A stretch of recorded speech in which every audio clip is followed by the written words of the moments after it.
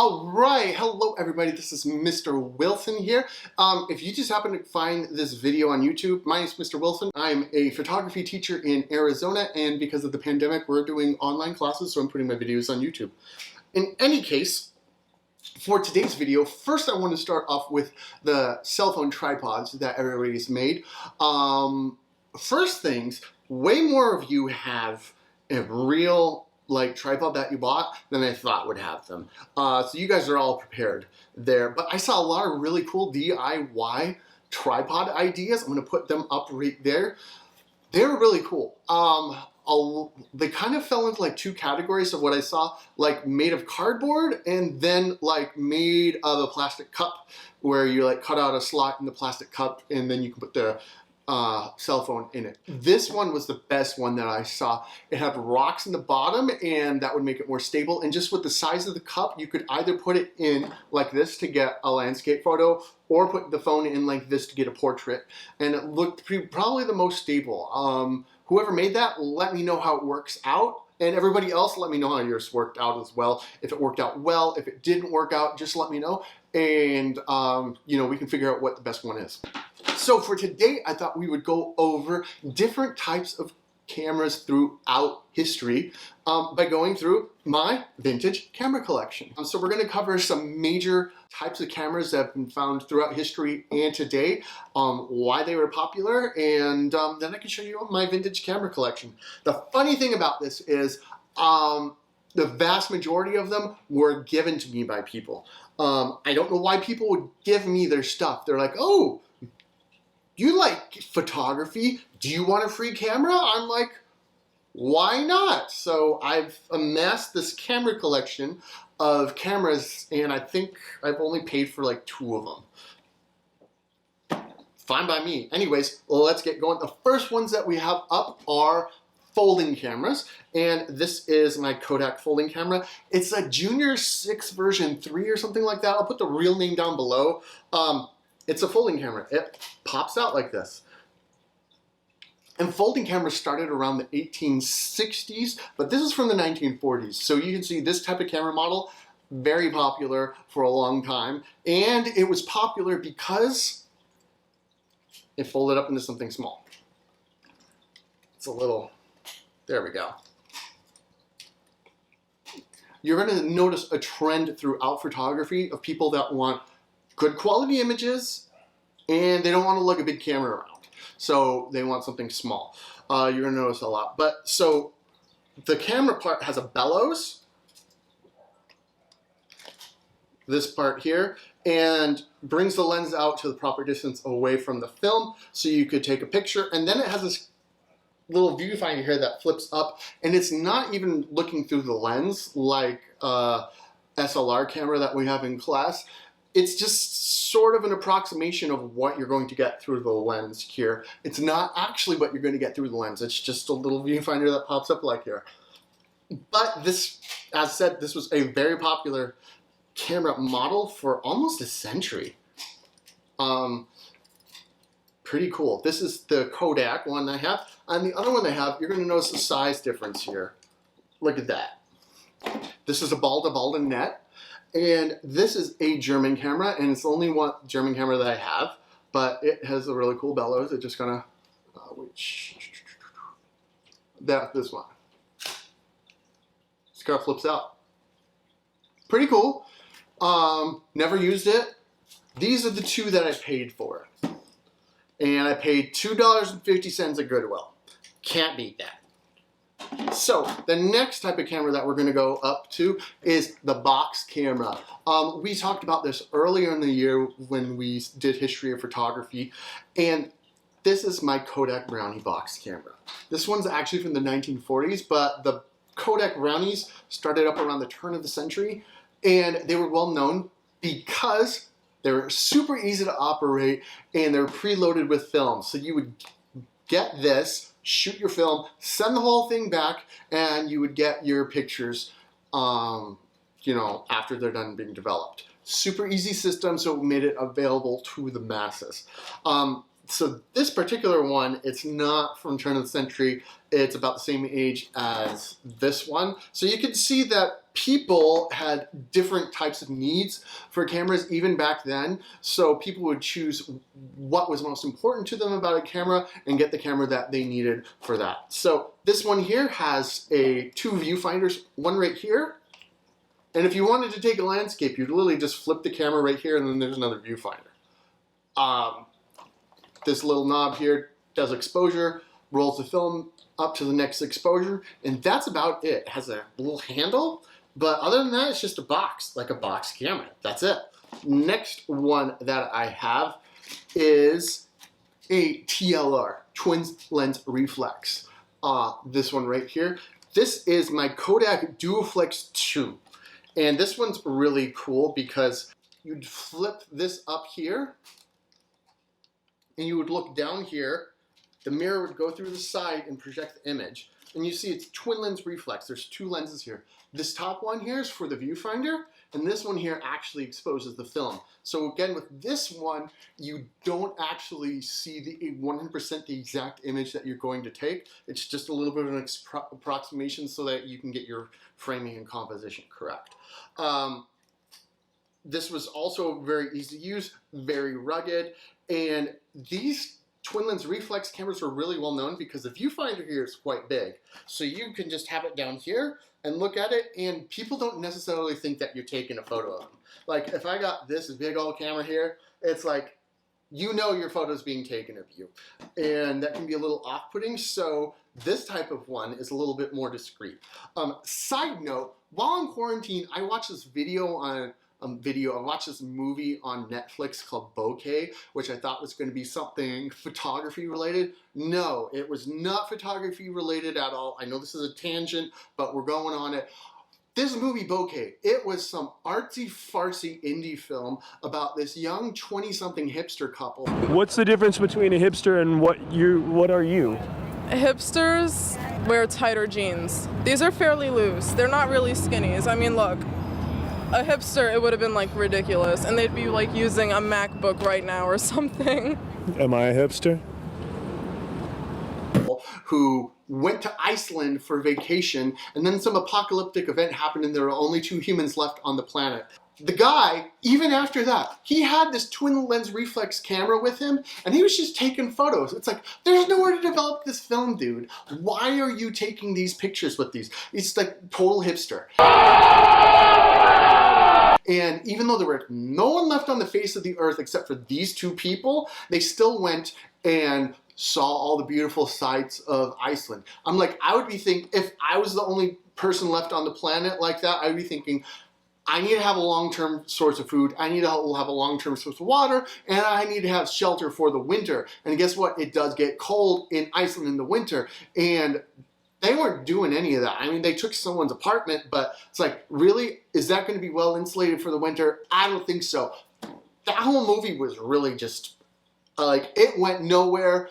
Don't see Bokeh on Netflix. Don't see it anywhere. Save yourself the 2 hours. I wish I had those 2 hours of my life back. In any case, let's get going back to the cameras. So, first we had folding cameras. Then we had the box camera and a twin lens reflex camera. The next camera we're going to talk about, I don't own any, and that's called a rangefinder camera. I'll put a picture of them up there. Rangefinders are a little interesting. With SLR cameras, I'll use my Pentax. This is like the digital ones that we have in class. It has a lens that sends through light, hits the mirror goes up through a prism, and then you see the exact image that you will get in your picture through the viewfinder here. Rangefinders, on the other hand, work a little differently. You have a viewfinder that is just like see straight through, and then it projects another image up into the viewfinder, and then you line them up, and then it kind of gets in focus, and that's how people use them. I don't own any, and there's a couple of reasons why I don't own any. One, they're kind of expensive. The big name is Leica, and those cameras are expensive. Those lenses are even more expensive. I don't have money for that. Who has money for that? There's another reason why. And I'll give you about 5 seconds, and you can think of why Mr. Wilson doesn't have a rangefinder camera.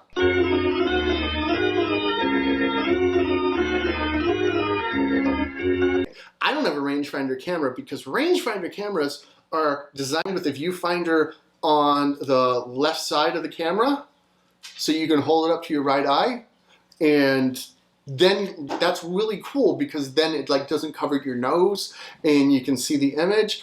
But so in 2003 I had LASIK surgery and I didn't wear glasses for about 10 years. It was perfect, and then my eyes started to go bad, but they went bad differently than before. So my left eye has much better vision than my right eye, so it would make like no sense for me to get a rangefinder camera because I would be having to use my bad eye to take pictures. Rangefinders are really cool because they've been around for a long, long time, but they're still being made today as well.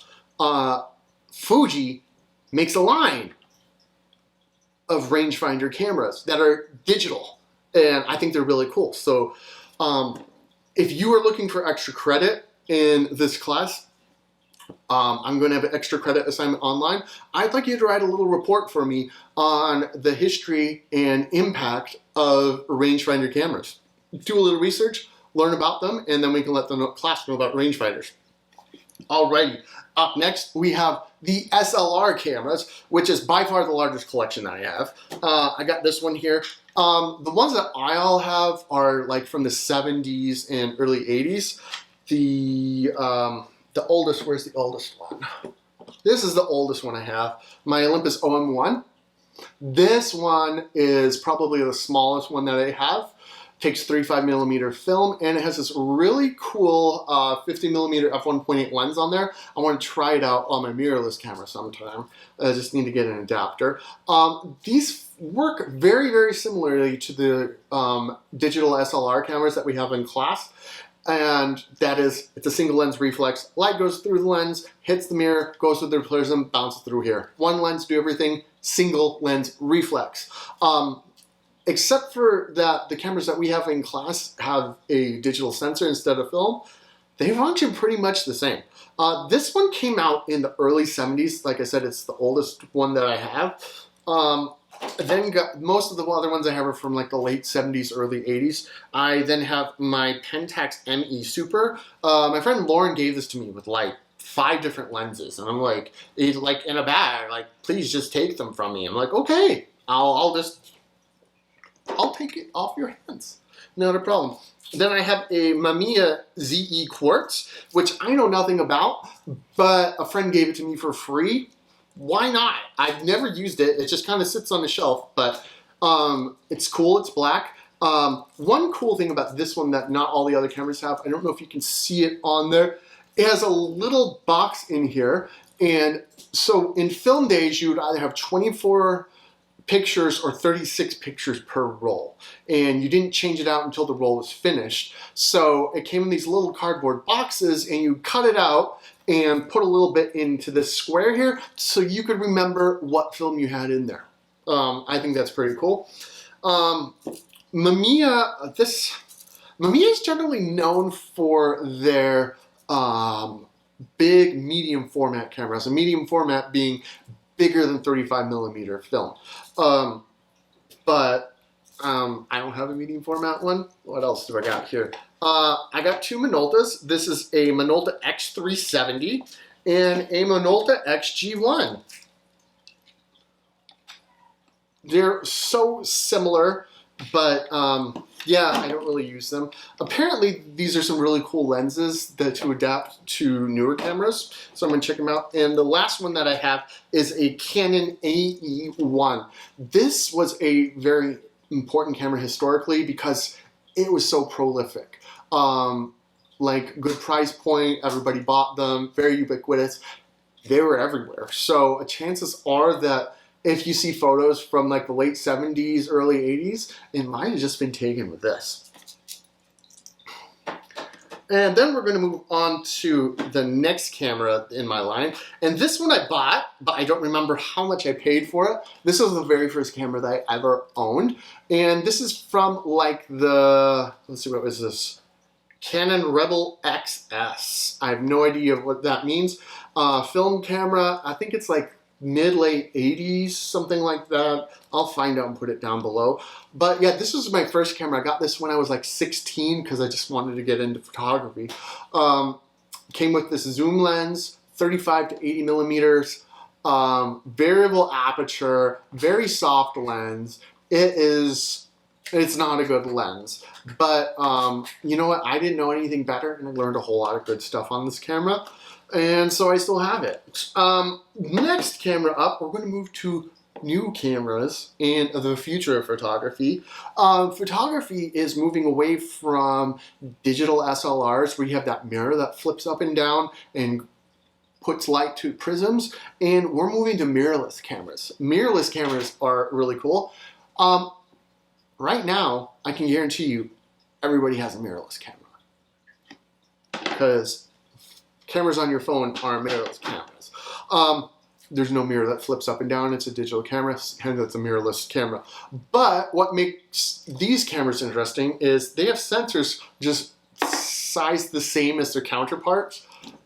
It's just there's no mirror here. So when you use it, the light goes directly to the sensor, and then you get a real-time readout on the display screen, and the viewfinder is actually just a little mini display. It's really cool. It gives a lot of really good modern features. You see your exposure exactly as it's supposed to be. I still like to do things a little differently. What I have attached to this is my Olympus OMD EM10 Mark I. It's like, what, 2013, 16 megapixels.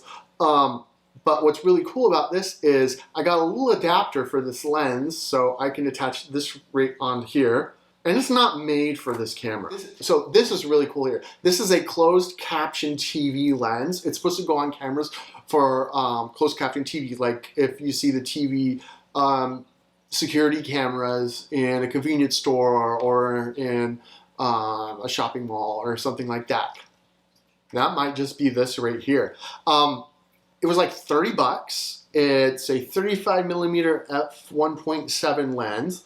So manual focus. But what's really cool about this is the out of focus background in the bokeh.